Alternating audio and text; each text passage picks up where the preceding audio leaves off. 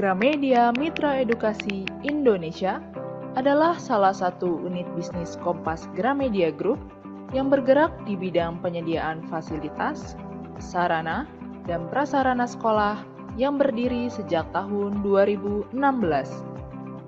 Kami menyediakan produk-produk kebutuhan sekolah sesuai dengan regulasi yang berlaku. Sampai saat ini, Gramedia Mitra Edukasi Indonesia memiliki lebih dari 700 mitra yang tersebar di 325 kabupaten dan sudah melayani lebih dari 20.000 pelanggan di seluruh Indonesia. Kami memiliki berbagai macam produk kebutuhan sekolah, mulai dari buku teks, buku literasi, produk digital edukatif, alat kesehatan, alat peraga pendidikan, dan alat tulis. Buku teks. Kami menyediakan berbagai macam buku teks, seperti buku teks utama kurikulum merdeka, buku teks pendamping dan peminatan kurikulum merdeka, serta beberapa buku lainnya, seperti buku latihan soal AKM dan Supermaster, dan buku pelengkap lainnya. Buku literasi. Untuk meningkatkan kemampuan literasi anak Indonesia, kami menyediakan paket buku literasi. Produk digital edukatif.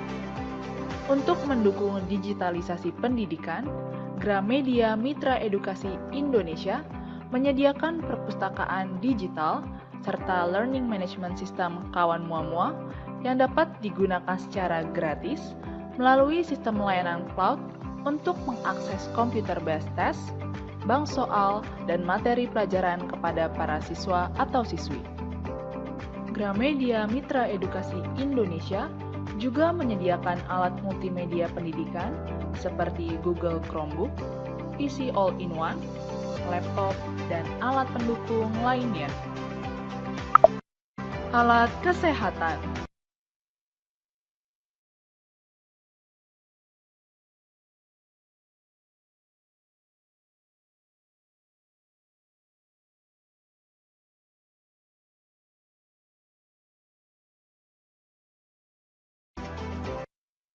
Kami menyediakan alat kesehatan sebagai bentuk pencegahan penyebaran COVID-19 seperti masker, face shield, termometer, mesin cuci tangan, hand sanitizer, hingga baju APD. Alat peraga pendidikan. Kami turut menyediakan alat peraga pendidikan seperti kit numerasi, alat laboratorium, alat olahraga, hingga alat musik untuk mendukung kegiatan project-based learning, dan juga alat permainan edukatif untuk jenjang pendidikan anak usia dini. Alat tulis. Kami juga menyediakan alat tulis untuk mendukung pelaksanaan kegiatan pembelajaran di kelas, seperti pulpen, tinta, spidol, pensil warna, dan lain sebagainya. Seluruh produk dapat Bapak dan Ibu temukan hanya di Sipla Gramedia.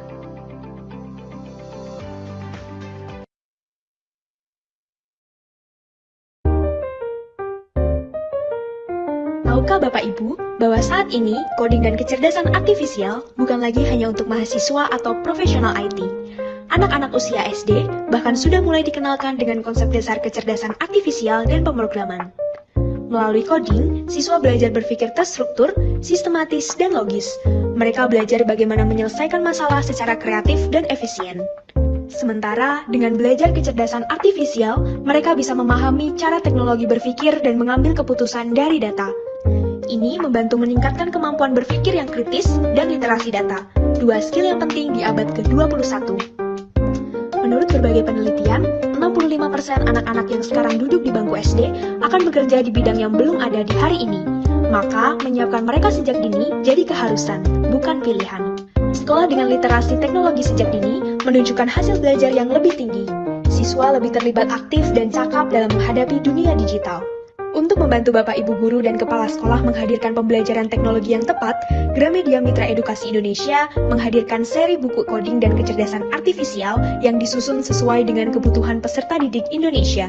Mulai dari SD kelas 5, SMP kelas 7, hingga SMA kelas 10 dan 11. Buku ini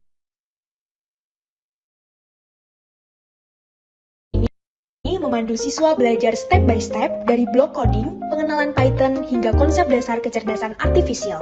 Tugas dan proyek dalam buku ini terintegrasi dengan alat peraga edukatif, coding, dan kecerdasan artifisial dari Artek untuk memberikan pengalaman pembelajaran mendalam yang joyful, mindful, dan meaningful. Seluruh buku telah lulus penilaian dan dinyatakan layak berdasarkan SK Kemendikbud nomor 5 tahun 2025 tentang buku teks pelajaran yang digunakan pada satuan pendidikan. Scan QR Code di layar ini untuk melihat katalog lengkapnya, karena masa depan dimulai dari ruang kelas hari ini.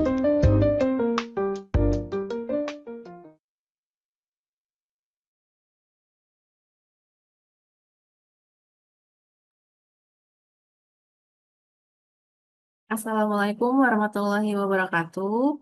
Shalom, Om Swastiastu, Namo Buddhaya, salam kebajikan, salam sejahtera bagi kita semua. Selamat siang dan selamat datang kembali Bapak dan Ibu guru semuanya di acara webinar Sapa Sekolah bulan Agustus 2025. Acara ini merupakan kerjasama Gramedia dengan komunitas guru belajar Nusantara. Saya Salwa mohon izin akan membuka dan memandu acara webinar hari ini kurang lebih selama 2 jam ke depan. Baik Bapak dan Ibu guru semuanya, pada kesempatan ini Gramedia Mitra Edukasi Indonesia bekerja sama dengan komunitas guru belajar Nusantara membawakan topik belajar bersama proyek strategi PJBL untuk meningkatkan keterampilan abad 21. Topik ini lahir di era yang terus berkembang pesat. Keterampilan abad 21 seperti berpikir kritis, kolaborasi, kreativitas, dan komunikasi menjadi bekal penting bagi peserta didik untuk menghadapi tantangan masa depan. Salah satu pendekatan pembelajaran yang mampu mengakomodasi kebutuhan ini adalah Project Based Learning atau biasa disebut sebagai PJBL. Siswa tidak hanya mempelajari teori, tetapi juga terlibat langsung dalam proses merancang, mengelola, dan menyelesaikan proyek yang relevan dengan kehidupan nyata. Oke, melalui webinar ini kita akan bersama-sama memahami bagaimana strategi PJBL untuk meningkatkan keterampilan abad 21. Baik, sebelum memulai acara, saya ingin menginformasikan bahwa Gramedia Mitra Edukasi Indonesia adalah salah satu unit bisnis Kompas Gramedia Group yang bergerak di bidang penyediaan barang kebutuhan di lingkungan pendidikan dan instansi, baik pemerintahan maupun swasta. Produk-produk yang kami sediakan diantaranya ada buku teks utama kurikulum Merdeka, jenjang SD sampai dengan SMA dan SMK, buku pendamping kurikulum Merdeka dari penerbit Gramedia Edukasi, lalu ada buku literasi pendidikan, buku AKM, dan kebutuhan buku sekolah lainnya. Selain buku teks, Gramedia Mitra Edukasi Indonesia juga menyediakan berbagai peralatan kebutuhan sekolah, seperti halnya produk digital edukatif, yaitu diantaranya Smart Library, Chromebook, alat peraga pendidikan, kit numerasi, ATK, dan lain-lain yang dapat Bapak dan Ibu guru temukan melalui platform marketplace kami, yaitu Siplah Gramedia. Baik, Bapak dan Ibu guru dapat membuka website lalu ketik siplahgramedia.id, lalu Bapak dan Ibu guru bisa belanja semua kebutuhan sekolah di Siplah Gramedia. Apabila ada kesulitan, jangan sungkan untuk menghubungi customer care Siplah di 0812 966 2940.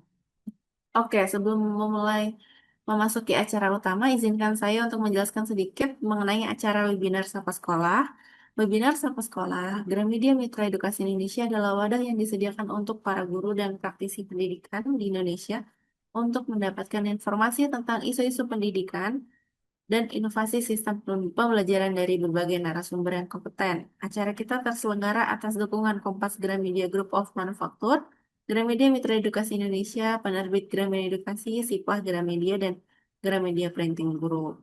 Sebelumnya, Gramedia Mitra Edukasi Indonesia telah berkolaborasi dengan beberapa organisasi, diantaranya yang sudah tertera di layar Bapak dan Ibu guru. Dan saat ini, Gramedia Mitra Edukasi Indonesia berkolaborasi dengan komunitas guru belajar Nusantara dengan narasumber yang ahli di bidangnya untuk kumpas tuntas segala topik pendidikan. Oke, sebelum memasuki acara utama, izinkan saya membacakan peraturan selama acara berlangsung. Selama berjalannya webinar nanti ada beberapa tata tertib yang perlu saya sampaikan.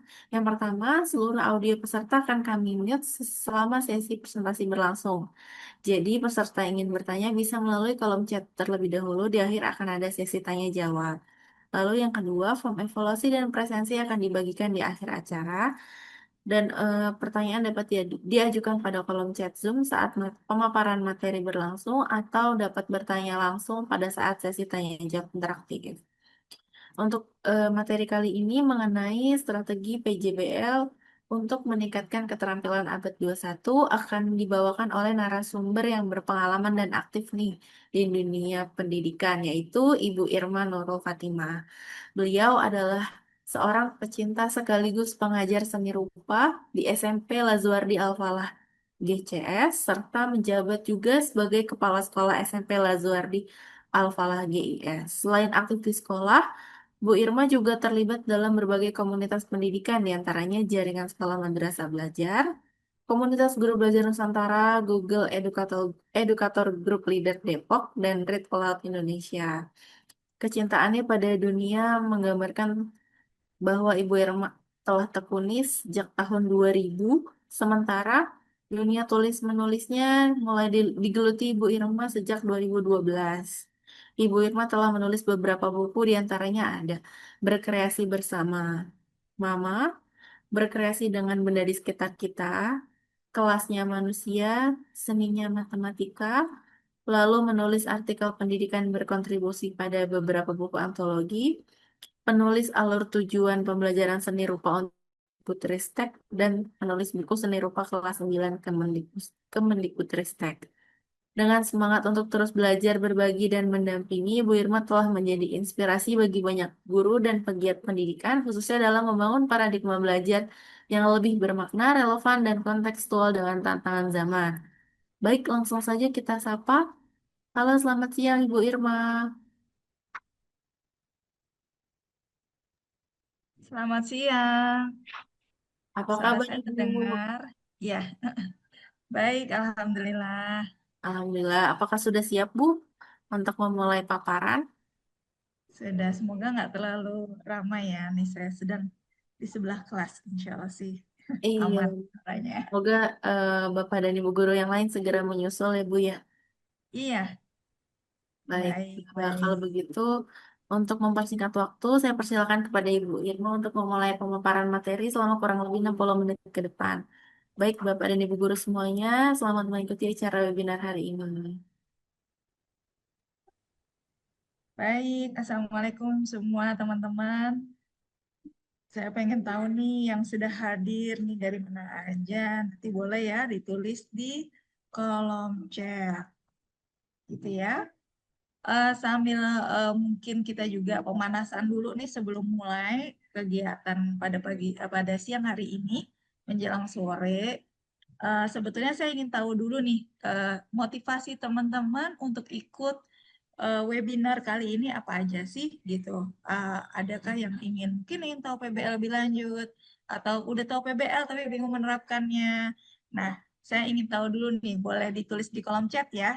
Bapak Ibu semua, silakan. Mungkin boleh tulis namanya, kemudian asalnya dari mana, kemudian apa yang ingin diketahui dari PBL. Oke, kita tunggu kira-kira 1 menit ya, silakan.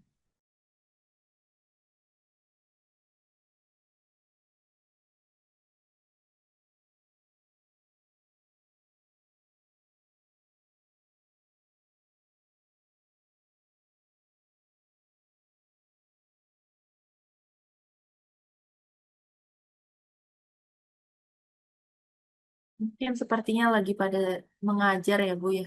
Jadi Oh, lagi pada tersambi kali mengajar ya. ya. Soalnya belum ada yang respon. Oh iya, iya. Nggak apa-apa, nggak apa-apa. Jadi kita belajar sama-sama ya tentang PBL. Barangkali ada yang sudah tahu soalnya tentang PBL, jadi mungkin saya nggak mengulangi, tapi insya Allah kita akan belajar sama-sama ya teman-teman. Kita mulai dari awal saja kalau begitu. Sebentar, saya share screen saya dulu.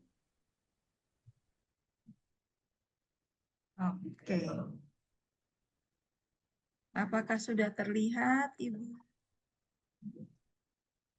Ya, sudah Bu. Sudah slideshow. Iya. Aman. Nah, kita akan belajar bareng-bareng nih ya tentang project based learning. Nah, project based learning itu apa sih ya? Jadi kalau namanya aja ya, project based learning berarti belajar berbasis project. Nah, sebenarnya istilah ini bukan istilah lama ya. Ini sudah bukan istilah baru. Ini istilah yang sudah lama dikenal di dunia pendidikan. Hanya saja menurut saya butuh keberanian untuk menerapkan project based learning ini. Karena mungkin sekali kita terapkan tidak langsung berhasil ya teman-teman gitu. Ada banyak faktor yang membuat project based learning ini berhasil atau tidak berhasil dilakukan. Oke, sebetulnya apa sih project based learning? Project based learning ini menurut kami adalah metode mengajar di mana siswa itu secara aktif belajar dan terkoneksi dengan permasalahan di dunia nyata sehingga dapat membuat proyek yang bermakna. Nah, di sini saya menggarisbawahi metode mengajar di mana siswa secara aktif belajar dan terkoneksi. Karena yang sering kita tahu adalah ketika kita mengajar, kita berpikir anak akan belajar. Padahal belum tentu. Jadi ketika kita mengajar, memberikan materi gitu ya, oh saya sudah menjabarkan kok tentang persamaan kuadrat, atau saya sudah menjabarkan kok tentang akar kuadrat gitu ya. Tapi anak-anak tuh ternyata ketika kita selesai mengajar, eh, tidak ada yang menempel sama sekali. Nah, dengan adanya project based learning, ini adalah metode mengajar di mana siswa itu yang menentukan pembelajarannya sendiri. Jadi dia secara aktif belajar, merasa senang, terkoneksi dengan permasalahan di dunia nyata, kemudian bisa membuat proyek yang bermakna. Harapannya itu dari project based learning. Sederhana ya, sebenarnya ada banyak terjemahan, tapi kurang lebih yang diinginkan dari project based learning adalah seperti ini. Kemudian apa saja sih ciri project based learning gitu ya? Ada beberapa guru yang merasa saya sudah melaksanakan PBL nih atau project based learning. Tapi ketika kita lihat lagi, oh ternyata itu masih sebatas project. Nah, ada perbedaan sebetulnya dari project dan project based learning. Ketika project based learning, itu kita mengajar konten-konten yang esensial. Nah, menurut saya ini kita sama ya, sebetulnya saat ini kita di kurikulum yang terbaru, kurikulum nasional, kita memang sudah dikenalkan dengan konten-konten yang dianggap esensial aja nih yang diajar, gitu ya. Tapi yang menjadi ciri khas project based learning adalah dia muncul dari sebuah pertanyaan akan keingintahuan untuk meneliti sesuatu atau untuk mengetahui satu topik gitu ya. Jadi dia membutuhkan pemikiran kritis, pemecahan masalah, kolaborasi dalam menjawab sebuah driving question atau pertanyaan. Driving itu kan kayaknya pertanyaan yang apa ya, yang dia memberikan dorongan untuk kita mencari tahu terhadap satu topik. Gitu ya. Itu yang menjadi ciri khas project based learning.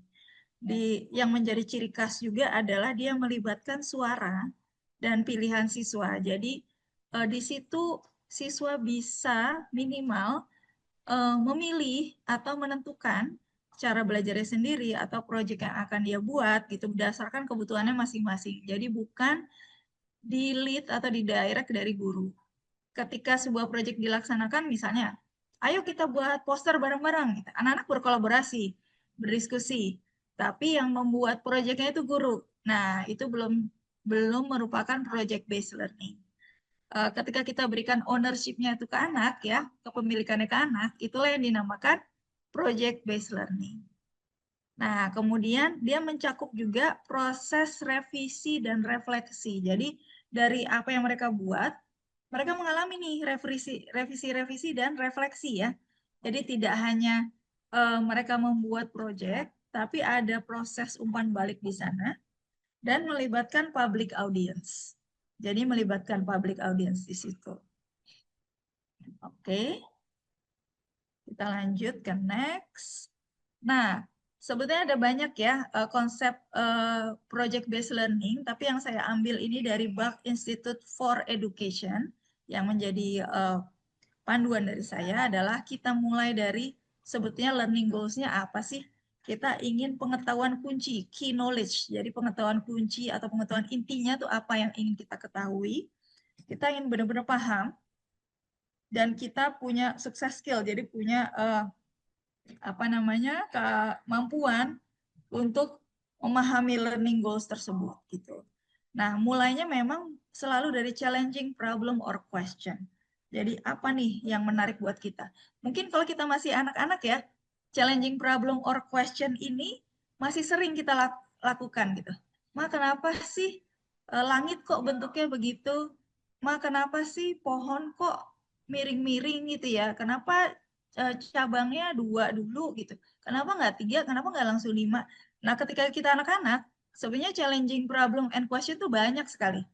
Cuma semakin kita dewasa, semakin kita terarah, kita malah challenging question-nya semakin sedikit gitu ya. Nah, oke. Nah, kemudian setelah kita sudah menentukan question kita atau problem kita, ini ada namanya sustain inquiry. Jadi inquiry itu rasa ingin menelaah lebih jauh, meneliti lebih jauh gitu ya, materi-materi atau mungkin sumber-sumber gitu yang sustain, jadi dipertahankan sampai dalam durasi waktu tertentu gitu. Nah, melalui banyak cara nanti. Kemudian authenticity itu setiap project itu unik kayak sidik jari. Setiap project itu beda-beda, tergantung dari interest anak dan kebutuhan anak. Nah, karena itu melibatkan student voice and choice. Saya suka bilangnya VCO, student voice, choice, and ownership. Dengan mereka berikan voice and choice, maka ownership-nya akan timbul. Nah, kemudian ada proses refleksi dari apa yang mereka lakukan. Kemudian ada kritik dan revisi. Dan terakhir, ada public product. Jadi ada produk atau project yang mereka akan tampilkan ke tidak hanya di sekolah tapi ke orang luar gitu ya. Jadi betul-betul terangkum dalam sebuah proyek yang mereka presentasikan keluar. Nah, ini 7 essential project of design element yang saya ikuti dalam membuat sebuah project based learning gitu ya. Nah, ini tadi ingat yang pertama ada challenging problem and question. Kita mulai dulu dari sini. Seperti apa sih membuat challenging problem and question? Ini ada contoh-contoh pertanyaannya. Nah, pertanyaan ini bukan pertanyaan yang mudah untuk dijawab dengan ya dan tidak saja, atau pertanyaan yang mudah di searching di internet jawabannya gitu. Jadi intinya ini bukan yes no question, tapi pertanyaan yang membuat kita berpikir lebih dalam lagi, gitu ya. Jadi misalnya bagaimana, ini contoh ya, pertanyaan pertama adalah bagaimana kita dapat menggunakan data ilmiah dan pemodelan matematis untuk memprediksi dampak perubahan iklim pada ekosistem lokal kita. Jadi gimana sih kita pakai data ilmiah itu atau pemodelan matematis untuk prediksi perubahan iklim? Dan cerita apa yang bisa kita sampaikan untuk menginspirasi komunitas kita agar bisa bertindak? Nah, ini bukan pertanyaan yang bisa dijawab dengan yes and no. Ya. Kemudian bagaimana kita dapat merancang dan membangun model habitat yang mandiri dan berkelanjutan yang mengatasi tantangan kelangkaan sumber daya dan pengelolaan limbah di planet baru. Jadi model habitat yang mandiri dan berkelanjutan untuk mengatasi kelangkaan sumber daya dan pengelolaan limbah. Misalnya kita punya planet baru, gimana sih kita mengatasi tantangan itu gitu misalnya. Ini dari saya nih misalnya, bagaimana kita dapat membantu orang tua merencanakan keuangan pada masa pensiunnya. Nah, ini juga bukan sesuatu yang bisa dijawab oleh yes no question. Jadi, challenging problem and question ini sebetulnya bisa diambil dari mata pelajaran tertentu, tetapi dia lebih luas lingkupnya ya. Lingkupnya lebih luas, bisa diselesaikan dari berbagai sisi pendekatan, tidak hanya dari pelajaran kita sendiri. Seperti itu. Nah, ini contoh lagi nih. Challenging problem and question adalah bagaimana kita dapat merancang sistem penyaringan air sederhana menggunakan bahan-bahan yang mudah ditemukan untuk masyarakat di daerah krisis air bersih. Jadi, merancang sistem penyaringan air gitu ya, tapi bahan-bahannya mudah ditemukan gitu ya. Atau menciptakan sumber energi alternatif ramah lingkungan untuk memenuhi kebutuhan listrik di rumah. Bagaimana kita bisa merancang taman sekolah yang memaksimalkan ruang hijau dan anggaran yang terbatas, gitu ya. Jadi ini bisa terkait dengan matematika juga, merancang taman sekolah yang memaksimalkan ruang hijau. Kemudian bagaimana atau how does the language used in social media ads influence teenagers? Misalnya ini sering banget ya. Bagaimana bahasa dalam kampanye sosial media mempengaruhi remaja kita. How can we create our own positive and persuasive campaign in English for a cause we care about? Misalnya, bagaimana sih kita bisa membuat kampanye persuasif yang positif gitu ya, untuk sesuatu yang sangat kita pedulikan. Nah, kalau tadi challenging question ya, yang pertama kita buat dulu nih challenging problem and question.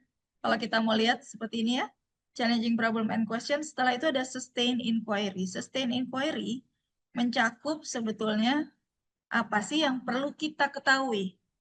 Jadi dari pertanyaan itu, oke, nah, kamu sudah punya pertanyaan nih tentang satu hal. Nah, bagaimana kamu mengembangkan pertanyaan tersebut? Gitu ya. Kita bisa mengembangkan pertanyaan, kemudian mencari tahu apa sih yang ingin kalian temukan. Jadi mencari dan menyelidiki sumber-sumber. Oh gitu ya. Dan yang terakhir, kita melakukan refleksi. Oke. Kita mengembangkan pertanyaan tuh bisa banyak macamnya. Bisa dari pertanyaan A, akhirnya keluar pertanyaan-pertanyaan baru. Nah, nanti kita bisa lihat contohnya di akhir ya. Terus kita mencari dan menyelidiki berbagai sumber, tidak hanya sumber yang dari internet saja, tapi sumber secara langsung. Jadi kita bisa melakukan wawancara dan lain sebagainya. Kemudian refleksi. Tuh. Oke, authenticity adalah proyek terkait dengan dunia nyata. Jadi proyek tersebut sesuai dengan keingintahuan siswa atau permasalahan yang ada di sekitar siswa ya, otentik gitu. Bukan proyek yang dikarang-karang atau tidak pernah ada di dunia nyata, itu akan lebih susah merelasikannya dibandingkan proyek yang sudah mereka ketahui gitu ya.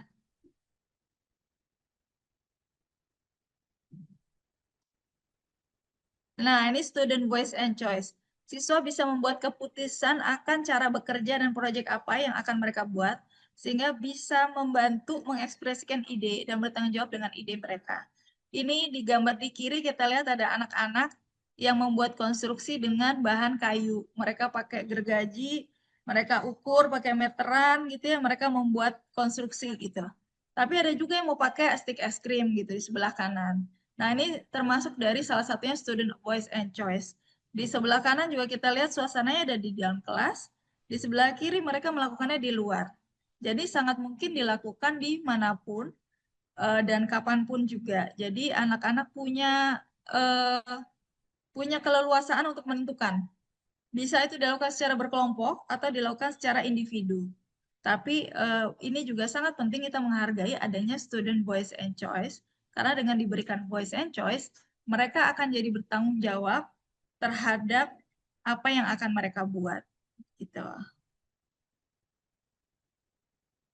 Nah, reflection. Siswa merefleksikan pembelajaran, tantangan apa yang dihadapi dalam membuat proyek. Refleksi ini bisa 3, bisa refleksi antar teman. Jadi misalnya dia saling memberikan feedback, saling memberikan feedback antar teman. Kemudian setelah memberikan feedback, bisa juga ada refleksi yang dari guru, bisa refleksi yang mereka lakukan secara pribadi. Jadi model-model refleksinya berbeda-beda. Dan di sini kita ajarkan, kalau misalnya di sekolah kami itu ada ladder of feedback. Jadi cara memberikan feedback yang baik kepada temannya. Seperti itu. Jadi ini tantangan-tantangan yang dihadapi dalam membuat proyek itu kita lakukan refleksi bersama. Oke, tadi udah habis refleksi itu ada bagian kritik dan revisi dari proyek tersebut. Jadi setelah dapat umpan balik, kita perbaiki lagi nih. Kita tingkatkan proses dan produknya sehingga menjadi lebih baik. Seperti itu. Nah, terakhir adalah public audience. Siswa mempresentasikan kepada orang-orang yang ada di luar kelas. Jadi, public audience ini bisa jadi public audience yang skopnya kecil, bisa besar. Contohnya misalnya public audience ini kita undang orang tua siswa ya, untuk menjadi klien. Klien ingin dibuatkan rumah masa depan seperti apa sih gitu ya. Pengen punya rumah impian seperti apa sih, kita undang public audience. Kemudian kita konsultasi dengan seorang arsitek, dan terakhir kita setelah kita konsultasi dengan arsitek, kita presentasikan lagi kepada orang tua, gitu ya. Jadi kita presentasi kepada orang-orang yang ada di luar kelas. Jadi kita meluaskan kelas kita di luar sekolah, gitu. Nah, ini contoh-contoh project based learning yang pernah kita lakukan gitu ya. Bagaimana kita mengelola sampah organik, ada yang membuat Mago Box gitu projectnya.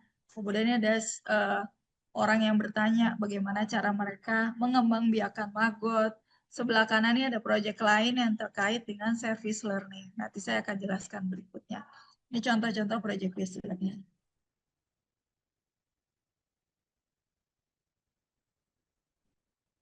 Oke, nah ini contoh ya, proyek yang terkait dengan lingkungan. Bagaimana kita sebagai pemerhati lingkungan dapat menumbuhkan kepedulian pedagang untuk mengganti plastik dengan kemasan ramah lingkungan. Jadi ini waktu itu pertanyaan saya adalah, kita udah tahu nih ternyata sampah plastik itu cukup banyak. Tapi bagaimana ya kita bisa bantu pedagang atau bisa menimbulkan kepedulian dari pedagang untuk mengganti plastik dengan kemasan yang ramah lingkungan. Karena pastinya akan lebih mahal dan tidak semudah itu didapatkan. Nah, ini satu challenge buat anak-anak. Nah, waktu itu saya minta anak-anak untuk nonton tayangan Planet or Plastic. Kita pilih mana? Mau pilih planet bumi atau plastik gitu ya. Terus kita membahas pertanyaan-pertanyaan apa yang akan diajukan terkait dengan kemasan ramah lingkungan sehingga kita dapat sebuah pertanyaan. Kemudian kita diskusi, data apa sih yang perlu kita cari dan di mana kita bisa cari data tersebut. Gitu ya. Kemudian kita bisa diskusi dengan pakar. Nah, pakar ini juga Bu, jangan dikira harus pakar yang sangat expert di bidangnya terus kita harus mengundang dengan biaya mahal. Enggak. Ini bisa jadi dari orang tua yang peduli dengan lingkungan atau dari komunitas peduli lingkungan yang mereka biasanya sangat senang diundang. Gitu ya, tidak perlu biaya-biaya yang mahal gitu. Jadi kita bisa diskusi dengan pakar untuk apa? Perlu pakar karena kita ingin ada satu masukan yang di luar guru yang nanti bisa mengembangkan proyeknya anak-anak gitu. Jadi jika bisa menghadirkan tokoh atau pakar meskipun online itu sangat bagus buat anak-anak. Nah, mereka bisa membuat produk atau juga proyek, nggak harus sifatnya berupa produk sih ya. Mereka bisa membuat proyek atau produk yang nantinya mereka akan promosikan produk itu ke pedagang. Ini salah satu contoh dari project based learning yang berbasis lingkungan. Nah, setelah itu kita dapat feedback, jadi belum langsung ya, kita dapat feedback dulu. Kita dapat feedback, setelah dapat feedback kita melakukan revisi produk, baru kita presentasi akhir. Jadi proses pemberian feedback ini penting, karena tidak semua yang kita buat itu langsung jadi. Dan kenyataannya di lapangan akan seperti itu. Jadi kita dapat feedback dulu, kita revisi produknya, baru kita lakukan presentasi akhir. Gitu ya teman-teman. Nah, ini ada satu lagi contoh project based learning yang pernah saya lakukan. Jadi ini sebetulnya topiknya dari berbakti kepada orang tua di agama Islam.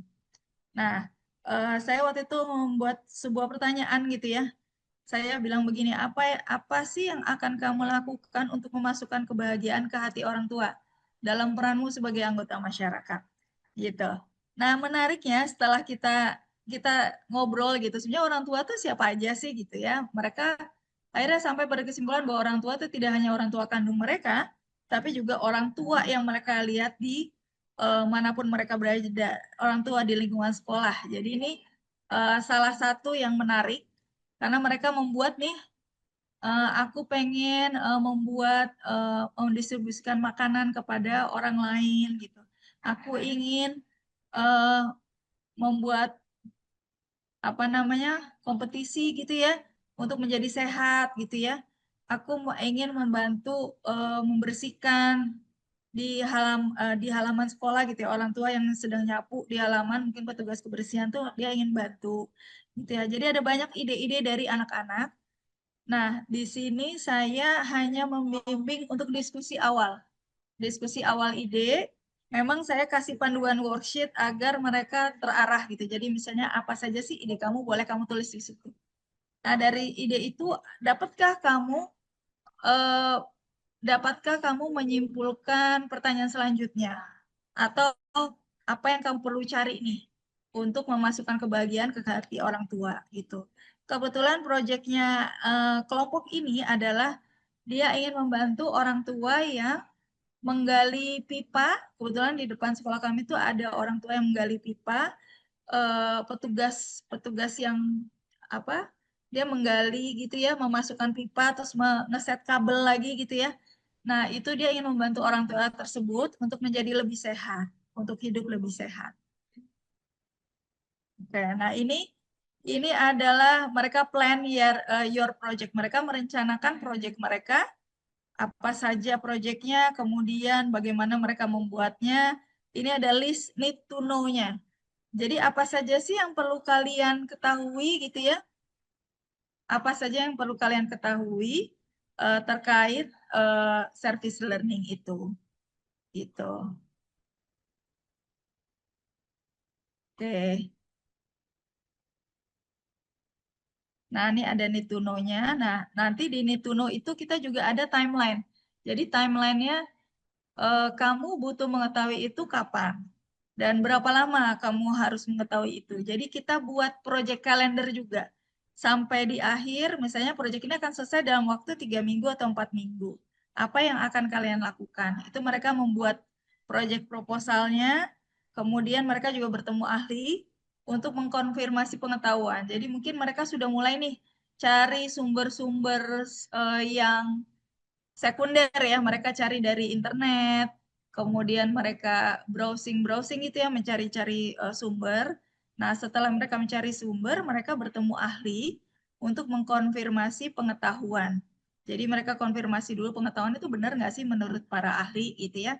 Mereka undang expert waktu itu dari Sebumi, kemudian mengkonfirmasi pengetahuan mereka. Nah, setelah itu mereka undang juga ahli gizi waktu itu. Cuma fotonya nggak ada di sini. Jadi mereka undang ahli gizi untuk mencari tahu kebutuhan gizinya orang-orang. Nah, kemudian mereka melakukan wawancara untuk analisis kebutuhan. Jadi, betul nggak sih kebutuhannya itu makanan dan minuman sehat? Ternyata bukan makanan sehat saja, tapi butuh minuman sehat juga. Karena banyak orang-orang yang di luar sana itu minumnya banyak minuman berenergi yang kemudian kurang minum air putih gitu. Jadi mereka wawancara ulang, mereka revisi lagi, oh ternyata bukan cuma makanan sehat nih yang diperlukan, tapi juga minuman sehat. Jadi itu akhirnya mereka merevisi lagi apa yang sudah mereka buat. Nah, waktu saya bilang, oke, kalau kalian mau buat makanan sehat untuk memasukkan kebahagiaan tadi di hati orang tua, apa yang perlu kalian lakukan? Terus mereka bilang, kita perlu beli makanan. Oke, perlu beli makanan, dananya dari mana? Gitu. Jadi mereka berpikir sampai dananya dari mana. Akhirnya mereka bilang, kita mungkin bisa jual sesuatu teacher untuk akhirnya sesuatu yang dijual itu bisa mendatangkan keuntungan. Nah, disinilah peran guru. Nah, kemudian saya bilang, mau jual apa kira-kira? Kebetulan mereka materi seni rupanya baru belajar tentang eh, apa namanya tentang membuat buku, book binding gitu ya. membuat buku secara manual, kemudian mereka membuat covernya, mereka jual buku itu, jadi jual notes-notes itu. Nah, terkumpullah uang untuk membelikan makanan, gitu ya. Jadi satu proyek yang tadinya mungkin teoritis, berbakti kepada orang tua gitu ya, mungkin dengan kita biasanya tambahkan ayat, kemudian ada kenapa kita harus berbakti pada orang tua, itu jadinya hanya lewat saja gitu. Kalau misalnya kita tidak membuatnya menjadi satu proyek yang bermakna. Akhirnya, ini saya kurang huruf D nih. Akhirnya kita sampai pada proyek ini selama 3 minggu untuk melaksanakan project based learning-nya. Begitu teman-teman. Nah, mungkin sebelum saya kasih contoh-contoh lainnya, teman-teman ada yang punya pertanyaan dulu? Silakan, boleh ditulis di kolom chat ya kalau ada yang punya pertanyaan dulu. Sambil saya buka. Oke, baik. Terima kasih banyak Bu Irma atas pemaparan dan sharing tentang contoh-contoh konkret ya Bu di lapangan, yaitu di sekolah dari versi lingkungan tadi sih ya Bu ya. Kalau yang saya mengerti. Sebelumnya, agar lebih bisa mengerti tentang materi hari ini, mungkin ada Bapak dan Ibu guru yang ingin bertanya langsung, dipersilahkan. Jika ada yang mau, silakan bisa raise hand atau diketik di kolom chat Zoom, nanti saya bantu bacakan. Sebelumnya sih sudah ada Bu, ada pertanyaan di kolom chat dari Ibu Nina. Mungkin saya bantu bacakan dulu ya Bu ya. Dari Bu Nina, SMP Kertek Wonosobo. Apa saja elemen PJBL yang paling efektif dan simpel, Bu, dalam meningkatkan kreativitas dan berpikir lebih kritis lagi? Jadi mungkin lebih efektif tapi simpel gitu, Bu. Kira-kira ada nggak, Bu? Efektif tapi simpel ya. Sebetulnya begini Bu, kalau kita berpikir ya belajar itu, kalau orang zaman dulu ya, mereka belajar itu kan hanya dengan mengamati alam di sekitarnya, alam katambang, ibaratnya. Alam itu sebagai sumber ilmu pengetahuan, dan saya sangat percaya itu. Sebetulnya satu yang elemen yang paling simpel menurut saya adalah kita manfaatkan benda yang ada di sekitar kita dulu untuk sumber pembelajaran, untuk kita ambil maknanya apa. Kalau perlu kita, biasanya saya suka berlatih begini, saya ajak teman-teman guru ke satu ruangan gitu ya, atau satu tempat. Oke, dari tempat ini apa yang bisa kamu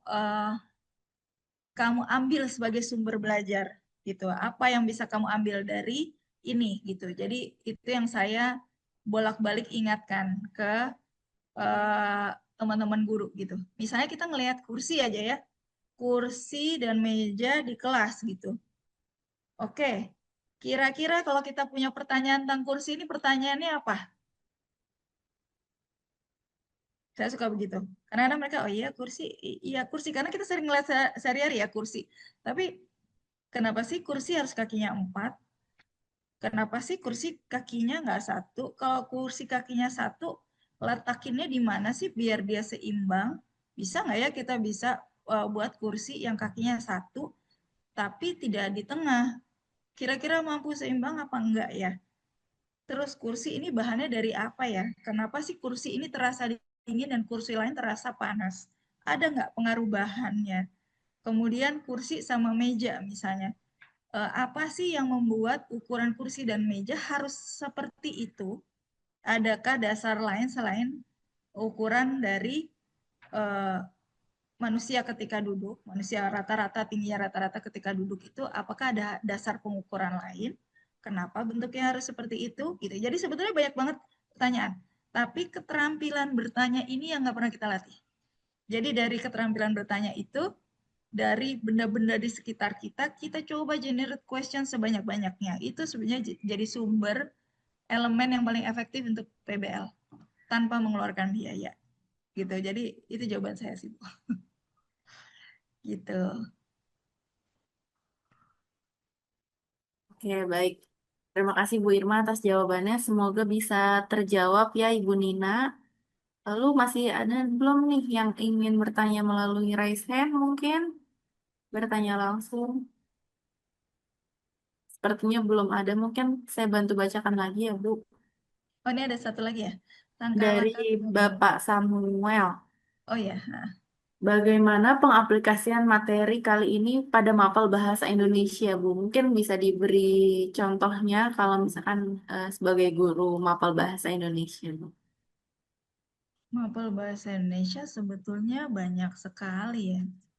Eh, ada banyak dari mapel bahasa Indonesia yang kita bisa buat sebagai PBL. Nah, contohnya misalnya kalau kita ambil dari materi-materi bahasa Indonesia adalah ada pantun, ada puisi, ada teks prosedur ya, ada teks persuasif gitu. Saya coba misalnya teks persuasif ya. Kita bisa mulai dari eh, dalam situasi dan kondisi apa ya kita perlu persuasi itu gitu. Persuasi itu sebetulnya kita perlukan di dalam situasi dan kondisi apa, dan kemudian apakah keahlian melakukan persuasi itu menjadi satu kelebihan atau kekurangan dalam diri manusia gitu. Karena orang-orang yang punya kelebihan di persuasif, kalau tidak dibarengi dengan karakter yang baik, mereka bisa menggiring orang ke arah yang kurang baik juga. Misalnya itu. Jadi apa sih kekuatan-kekuatan dari persuasif? Nah, itu bisa jadi pembicaraan di bahasa Indonesia. Terus kemudian mungkin lebih ke arah kenapa di Indonesia sangat kuat ya budaya berpantun gitu. Tidak seperti di tempat-tempat lain yang mungkin mereka ada yang berima ya, kayak puisi berima gitu. Cuma kita sangat kuat di budaya yang berpantun. Ada latar belakang pembentuk apa yang membuat kita itu jadi suka dengan pantun. Itu bisa juga untuk bahasa Indonesia. Jadi ada banyak hal ya. Kalau mau dikaitkan dengan lintas mapel, misalnya eh, teks deskriptif gitu ya, misalnya teks deskriptif itu dikaitkan dengan ini, dengan kecelakaan pesawat, misalnya kecelakaan pesawat, atau teks prosedur, teks prosedur dengan kecelakaan pesawat. Misalnya pernah ada kecelakaan pesawat besar itu ya, PNM sama KLM kalau nggak salah, saya ingat waktu itu. Kenapa dia akhirnya bisa terjadi kecelakaan? Ternyata karena prosedur pengucapannya salah ketika menginstruksikan untuk lepas landas. Sehingga ketika satu pesawat lepas landas, ada pesawat yang turun. Terus mereka bisa tabrakan. Nah, jadi sebetulnya apa pentingnya sih punya prosedur dalam kehidupan sehari-hari? Gitu, kita bisa mulai dari situ sih, Bu. Jadi pentingnya apa sih punya prosedur? Oke, penting punya prosedur. Bisa kita jawab penting punya prosedur. Ya buat apa? Gitu, pentingnya punya prosedur itu apa? Jadi itu kita asah anak-anak untuk punya rasa ingin tahu lebih terhadap fungsi bahasa itu sendiri. Gitu ya. Jadi ada cukup banyak sih yang sebetulnya bisa kita kaitkan, terutama kalau kita kaitkan mata pelajaran ini dengan pembelajaran yang lain gitu ya. Itu akan sangat menarik nih, Bu. Mungkin sambil saya nunggu, saya bisa kasih contoh satu lagi ya. Ini ya. Nah, contoh nih misalnya ada rencana pembelajaran berbasis project based learning di IPS. Driving question-nya adalah bagaimana kita mengidentifikasi masalah sosial yang paling mendesak di lingkungan sekolah dan merancang proyek kreatif untuk meningkatkan kesadaran dan mencari solusinya. Misalnya, ada masalah sosial yang mendesak di sekolah ini terkait dengan remaja adalah masalah kesendirian.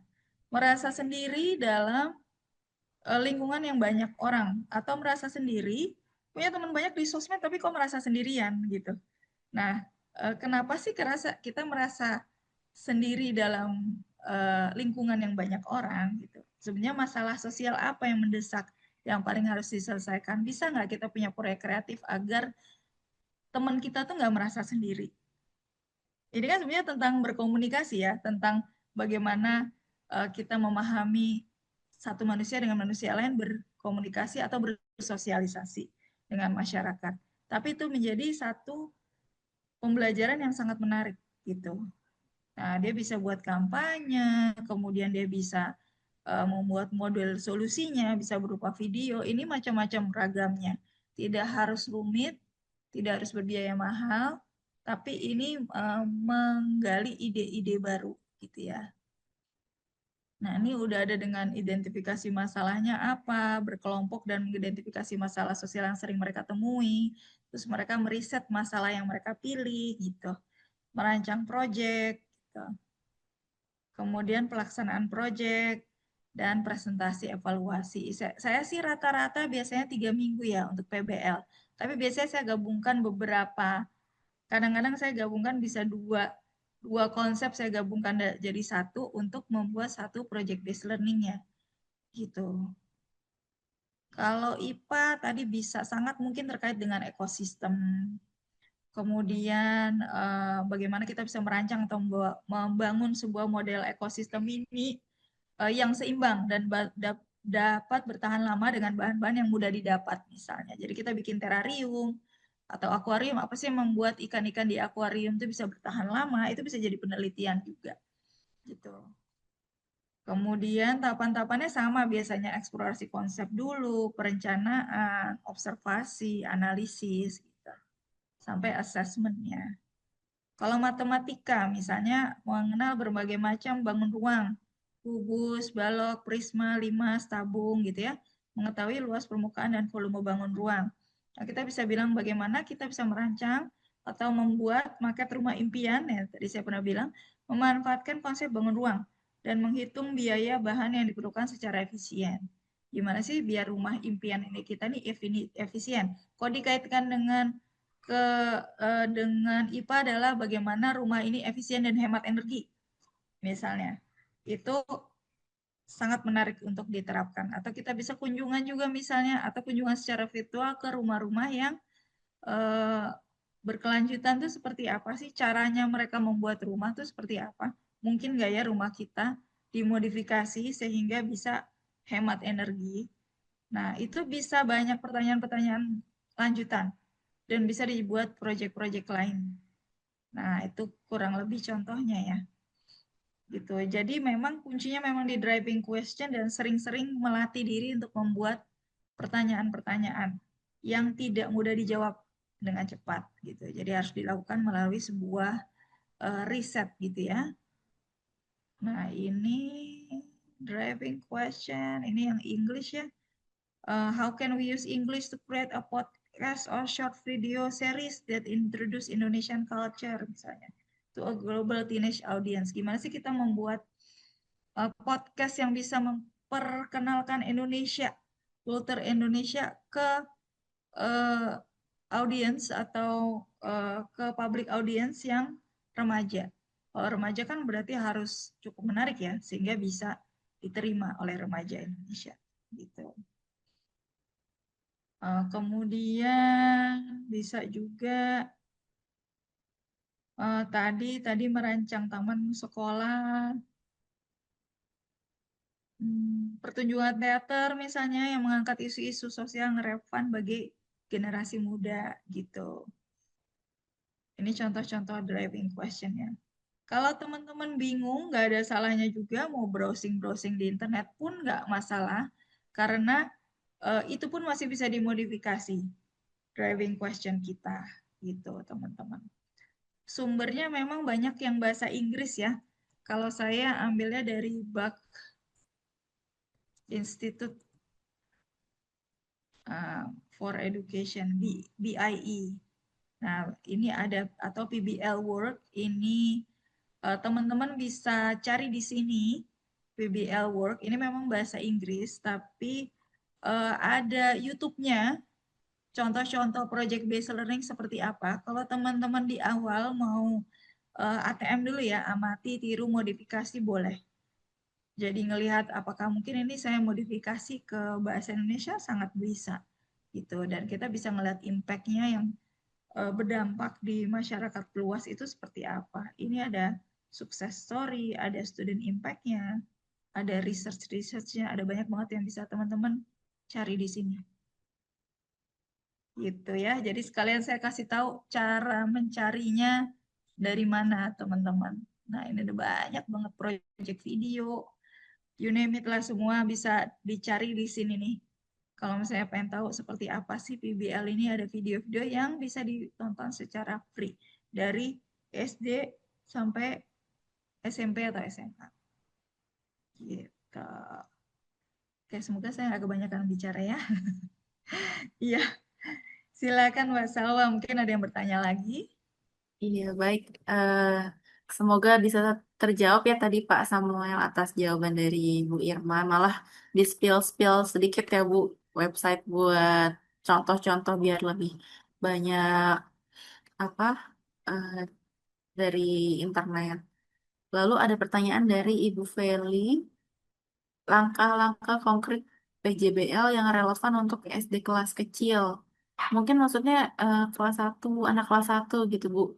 Mungkin kalau dimasukin ke contoh tadi bikin market rumah mungkin juga kan masih belum ngerti. Mungkin kalau kalau SD kelas kecil kira-kira apa Bu, contohnya? Jadi tentunya disesuaikan ya, kalau SD kelas kecil kita buat proyeknya yang tentunya masih bisa dipegang oleh SD kelas kecil.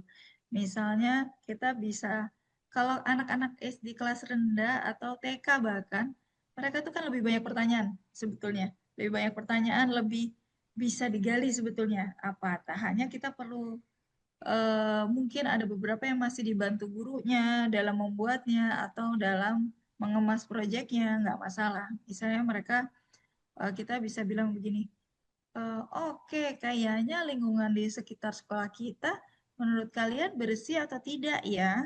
Mungkin mereka jawab, bersih, tidak bersih. Oke, bersihnya di mana ya? Ada nggak ya yang nggak bersih? Mungkin mereka akan bilang, ada kayak di sekitar sini, teacher, atau di sekitar sana, Miss, gitu ya.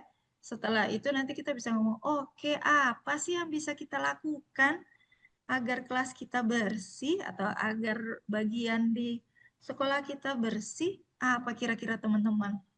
Nah, itu sebenarnya udah pantikan pertanyaan. Ada pantikan pertanyaan. Oke, kita masih bawa ini, Miss. Oke, ada lagi nggak? Kita mau ini. Oke, aku mau aku mau nyediain alat pembersih di sana. Oh, boleh gitu. Jadi sesimpel dari situ dulu kita buatnya. Misalnya, oh bisa ya, oh ternyata kita bisa ya. Teman-teman bakalan kaget betapa besar ide-idenya anak-anak yang kecil, mah. Mereka tuh ide-idenya luar biasa loh dibandingkan kita yang dewasa. Jadi semakin sebenarnya PBL tuh sudah bisa dari TK.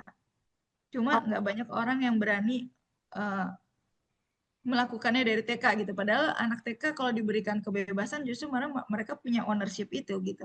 Tentunya ada yang ketika itu apa ya, karena mereka masih mix antara berkhayal dan realita, tentunya ada hal-hal yang bisa nggak ya gitu. Kita bisa sampaikan itu. Kira-kira mungkin nggak ya gitu. Nah seperti itu bisa. Tapi saya rasa anak-anak tuh sudah mampu diajak berpikir atau menghasilkan ide-ide. Jadi itu sangat mungkin dilakukan di SD kelas kecil, tapi kita perlu coba dulu nih teman-teman. Nanti di website yang saya kasih tadi, PBL Work, itu ada juga contoh untuk kelas-kelas kecil. Jadi mereka, coba ya saya lihat ada kok, mereka membuat uh, taking care of environment. Nah, ini elementary project nih. Misalnya ini ada courtyard redesign. Nah, ini saya belum share screen ya. Sorry, sorry. Saya share screen iya, dulu.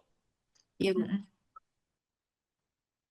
Nah, ini ada project videonya nih. Bagaimana kita mendesain ulang halaman kita. Nah, itu elementary juga tuh. Gitu. Jadi sesimpel itu sih bisa dilakukan. Tidak harus yang susah-susah. Jadi sangat sesuai dengan apa nih yang dipelajari di sekolah, mengenal diriku gitu ya. Misalnya SD kelas 1 itu masih diriku tuh siapa sih? Oke, kita tahu nggak ya diri kita siapa? Kakek kita dari mana sih? Oh, kayak apa sih? Daerah misalnya Padang. Padang itu seperti apa sih gitu. Gimana ya cara agar kita bisa lebih kenal nih keluarga kita? Itu juga termasuk pertanyaan-pertanyaan sederhana yang bisa memantik project based learning nanti. Itu. Atau apa yang bisa kita lakukan ya agar sekolah kita lebih hijau, itu juga sebuah pertanyaan yang sudah mengarah ke sana. Gitu ya. Jadi ada banyak banget yang bisa dieksplor, tapi nomor satunya kita harus coba dulu sih. Gitu. Perlahan-perlahan dari project nanti bisa ke project based learning. Nah, itu sih project based learning itu kuncinya lebih ke mereka dikasihkan kesempatan suara untuk mengembangkan, oh ya ini ide projectmu, ayo kita coba buat yuk berdasarkan idemu. Jadi ownership-nya bukan di guru. Mungkin ada beberapa yang bertanya, kalau ownership-nya bukan di guru, materi kekejar nggak ya? Mungkin ada beberapa teman-teman yang begitu ya. Nah, selama teman-teman sudah melihat, udah membatasi dengan ini koneksinya dengan materi ini nih, dengan materi A dan B ini bisa terkait gitu, sangat masuk dari situ dan anak-anak bisa melakukan penelitian yang nantinya akan mengarah ke menghitung juga misalnya atau memahami klasifikasi makhluk hidup juga gitu. Nah, itu berarti sebenarnya sudah masuk ke ranah pengetahuan itu. Jadi kita lebih ke arah fasilitator nanti, bukan hanya kita yang memberikan proyek tersebut. Itu sih, teman-teman. Oke, Oke, mungkin semoga ada. bisa terjawab dengan Ibu Feli. Mungkin ini pertanyaan dari Bapak Renova Junaidi. Mungkin sebenarnya dari semua contoh-contoh yang tadi Bu berikan gitu Bu, tantangan apa sih Bu yang paling sering dihadapi gitu dalam penerapan PJBL ini? Dan kira-kira bagaimana cara mengatasinya? Ya, kalau tantangan kami, karena kami di sekolah inklusi ya, Mbak, kita sekolah inklusi yang anak, kebetulan saya pegang jenjang SMP, yang terutama kelas 7 tuh pasti masuknya dari sekolah yang beragam. Dan beragam juga cara pengajarannya di sekolah. Ada anak-anak yang sangat percaya diri dalam menjawab pertanyaan, ada yang sudah percaya diri mengembangkan proyek, ada yang masih didorong-dorong bahkan hanya untuk mengemukakan pendapat. Jadi tantangan saya adalah keragaman latar belakang peserta didik yang membuat mereka berani atau tidak nih melakukan sebuah project based learning gitu. Biasanya saya akan dampingi ke siswa yang masih sangat kelihatannya sangat nggak berani gitu untuk melakukan project based learning dulu. Jadi saya biasanya dampingi dulu, saya buat ini bahwa ini bukan sesuatu yang menyeramkan dan ini bisa dijalankan gitu. Mungkin kalau mereka nggak berani ngasih ide, saya kasih pantikan sedikit berupa pertanyaan. Jadi menurut kamu kalau dari sisi ininya misalnya dari sisi kayak tadi ada nggak ya tempat yang kotor di sekolah kita dan mungkin dia kayak diem aja atau nggak ngomong apa-apa. Saya akan nanya kalau di area kantin bagaimana gitu. Atau kalau misalnya memang dia masih diam juga, biasanya saya akan bilang, yuk kita ke kantin sama-sama, yuk kita lihat. Nah, menurut kamu ini areanya udah rapi apa belum? Oh, belum. Belum. Jadi saya mungkin akan lebih dampingi seperti itu, individual approach dulu untuk anak-anak yang belum percaya diri untuk menggunakan project based learning gitu. Kalau tantangan dari sisi guru-gurunya, rekan kerja, kalau tadi dari sisi anak-anak ya, dari rekan kerja adalah itu tadi, takut materinya nggak kekejar. Nah, sering banget nih, terutama di guru-guru yang muatan materinya cukup banyak.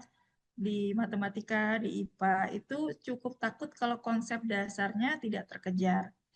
Kalau saya suka bilang sama teman-teman, ya udah dikombinasi dulu. Kira-kira kalau memang konsep dasarnya belum kuat, ditambah-tambahan atau kurang-kurangan. Kalau kita kasih dengan pendekatan yang lebih konkret atau dekat dengan kehidupan nyata, mereka akan lebih paham nggak? Lebih paham, Bu.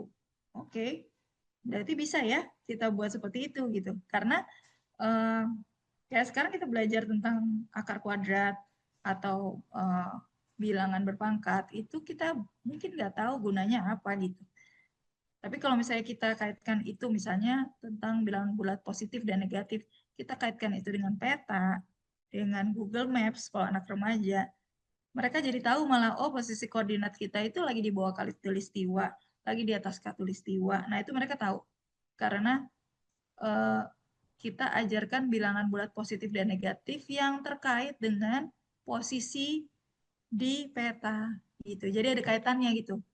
Nah, itu kaitan-kaitan itu yang harus kita ciptakan agar mereka lebih justru masuk akal gitu di otaknya mereka.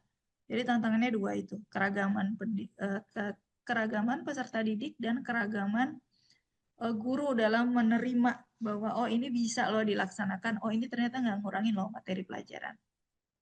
Seperti itu, Bu. Oke, baik. Terima kasih Bu Irma atas penjelasannya. Semoga bisa terjawab ya Pak Renova. Mungkin kita buka lagi Bu pertanyaan. Barangkali ada yang ingin bertanya secara langsung. Ini Ibu Desti, mungkin coba kita tanya Ibu Desti, apa ingin bertanya secara langsung dengan Ibu Irma?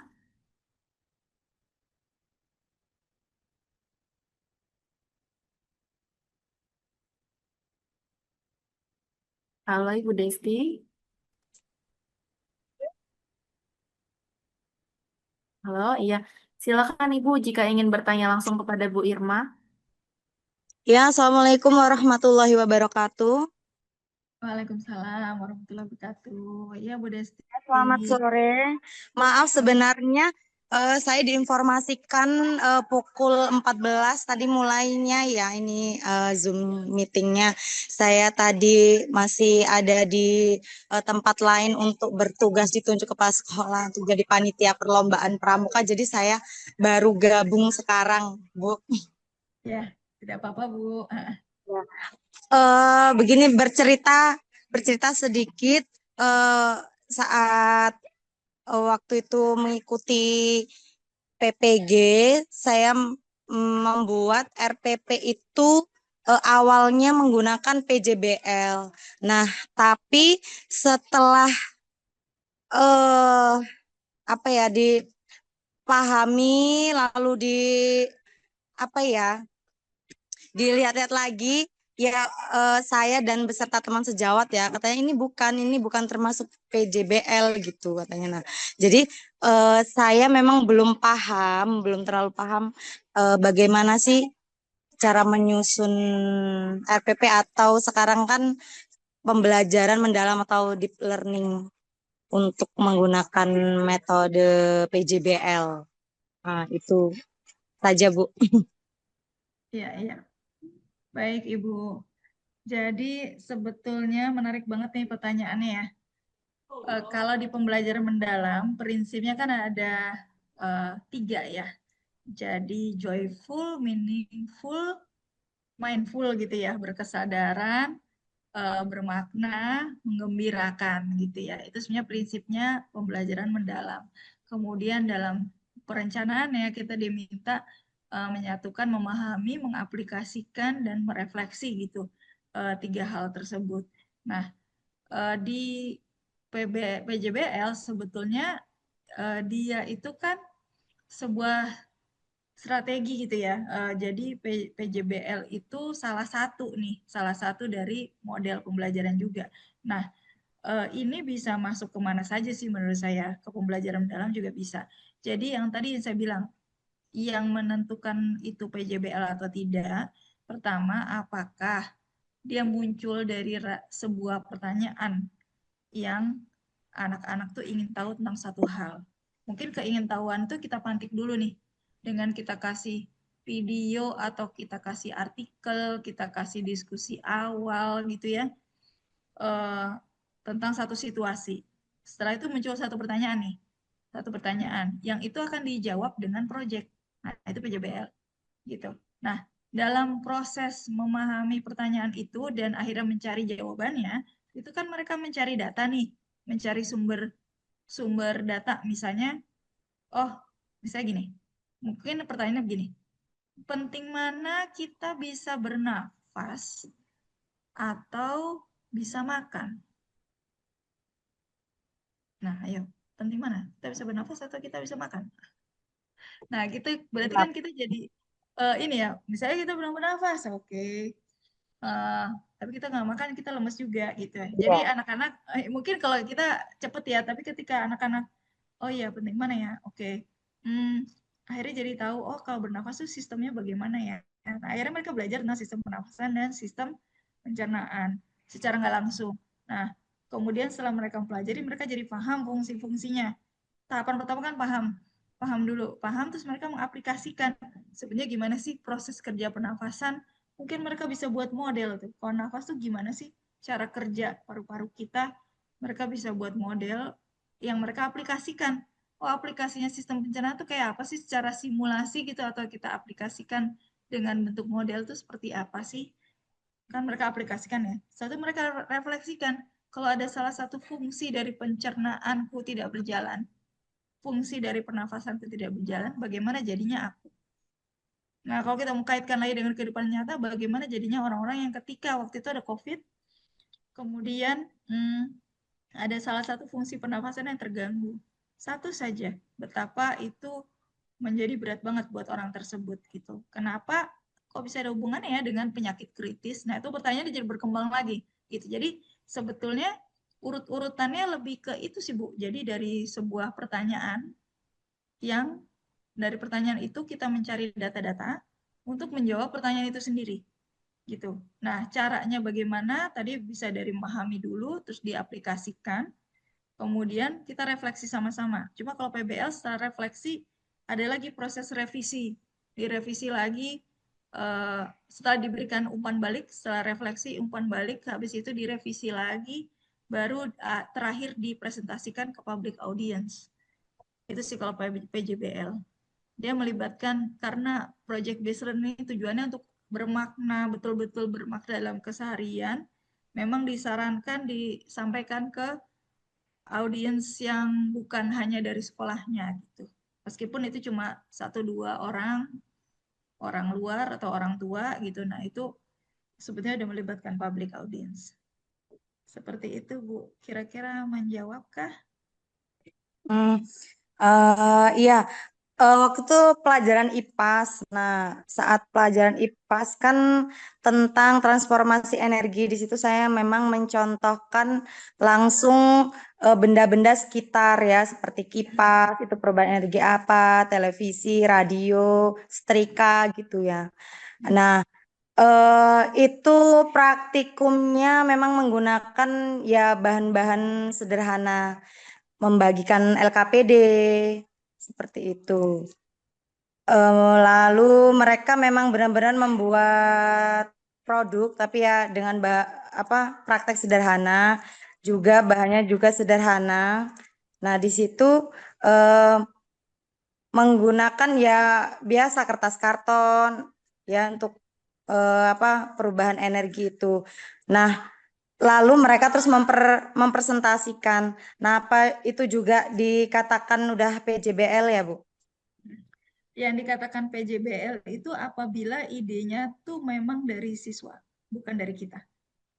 Jadi selama itu yang nyiapin masih kita yang buat, kita yang minta mereka, ayo kamu buat model ini, itu masih project.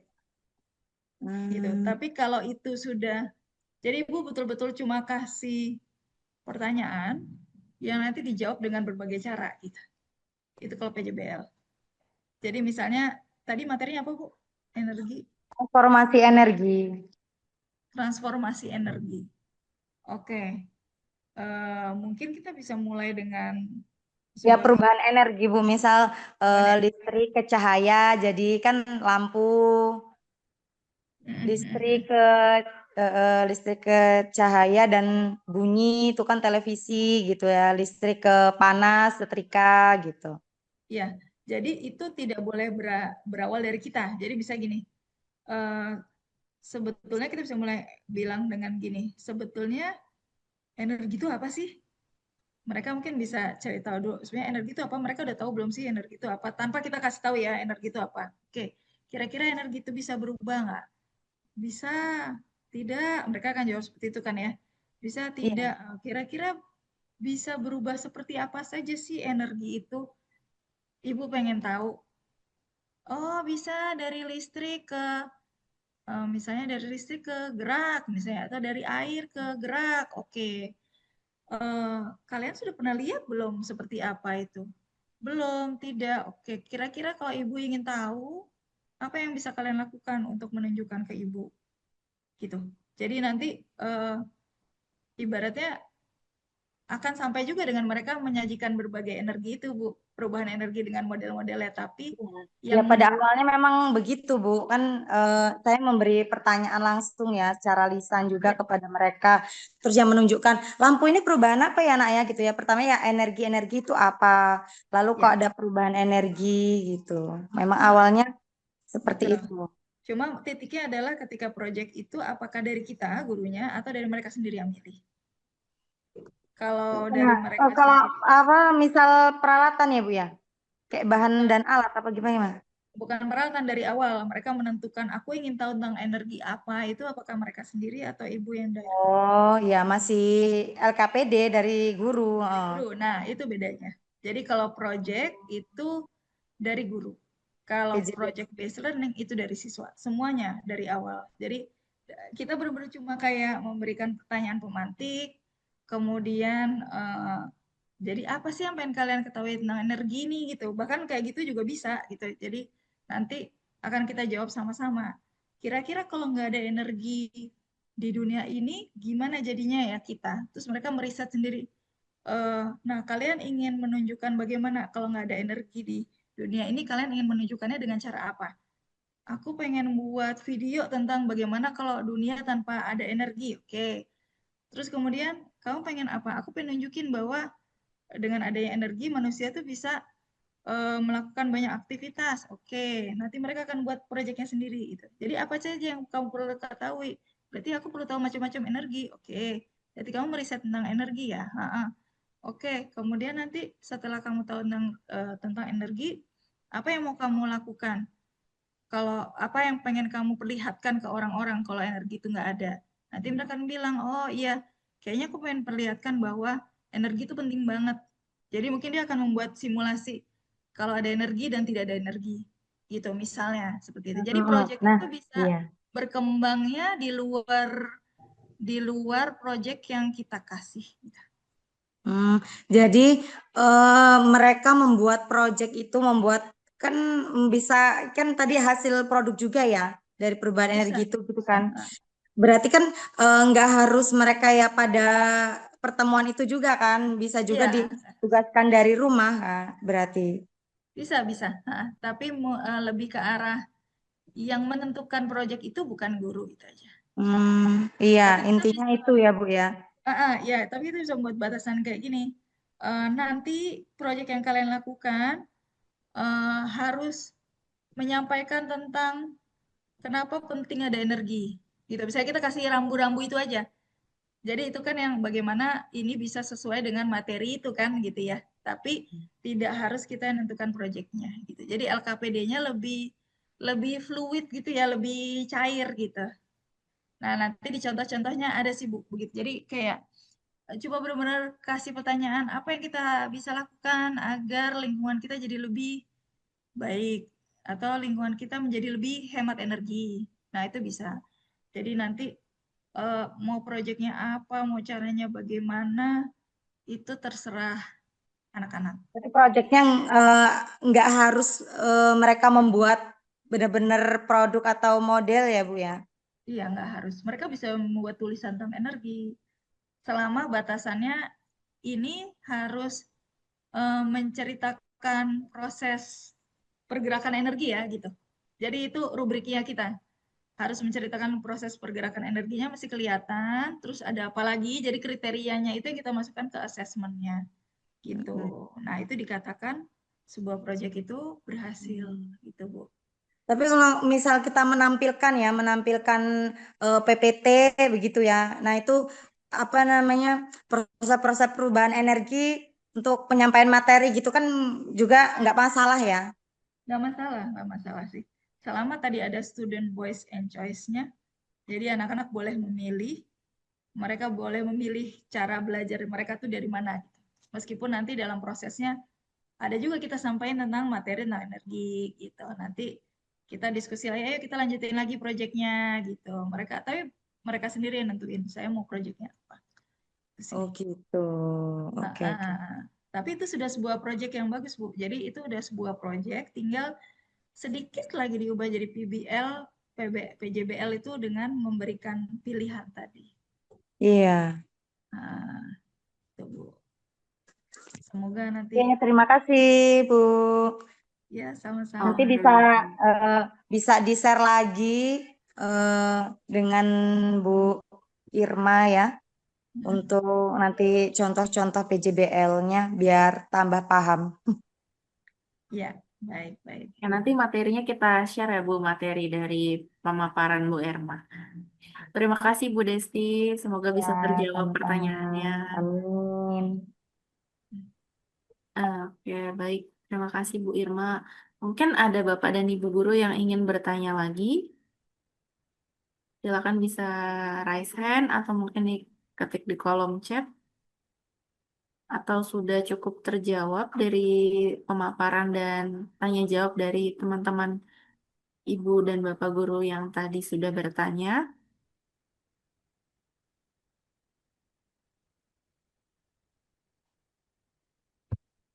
Oke, sepertinya semoga sudah jelas ya Bu ya. Ya, nanti contoh-contohnya saya sertakan linknya di Drive ya. Nah, Boleh, boleh, boleh nanti untuk materi akan kami share bersamaan dengan e-sertifikatnya kok Bu. Boleh dilampirkan juga. nah. Tapi Bu, sebetulnya sekarang karena dulu tuh saya nyarinya cukup sulit ya, tapi sekarang karena AI juga sudah ada gitu bantuan-bantuan dari AI. Misalnya kita bisa bingung sumber-sumber materi PBL apa aja sih yang saya bisa cari sumbernya, itu Ibu bisa bisa cari di AI atau model-model pertanyaan driving questionnya seperti apa Ibu juga bisa cari di AI. Hanya saya sarankan kalau dari AI tetap dilihat ulang ya Bu, maksudnya tetap dikaji ulang apakah benar-benar sudah sesuai apa belum, karena mereka masih tetap ada biasnya begitu. Jadi boleh banget itu kita browsing atau mencari-cari sumber kita. Iya, jadi butuh difilter lagi lah ya Bu dari AI ini.